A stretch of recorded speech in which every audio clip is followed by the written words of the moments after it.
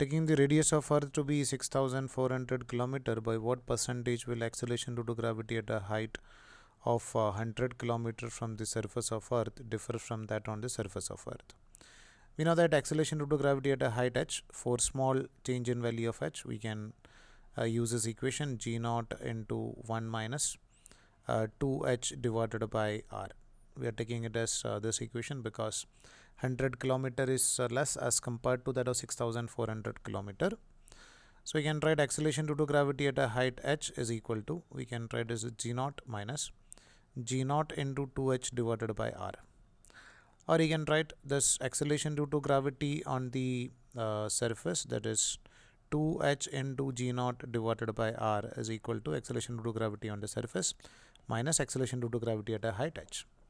So our aim is to find out the value of percentage change. So you can write 2h divided by r is equal to g naught minus gh divided by g naught. So change divided by actual value, change in value of g divided by actual value of g, and that will give the value of percentage change. Now if you are multiplying by 100 on both the sides, then we'll get the value of that g naught by delta g by g naught will get the value of relative change. If you are multiplying both side by 100, we'll get the percentage change. So we can write the value of percentage change in g is equal to 200 into h divided by r. So we can write this is equal to 200 into h is given as nothing but 100 divided by r is given as nothing but 6,400. So we can write this is equal to this 100 and this 100 over here get cancelled.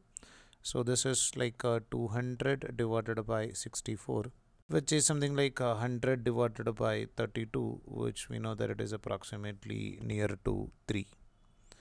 So this will be near to 3%.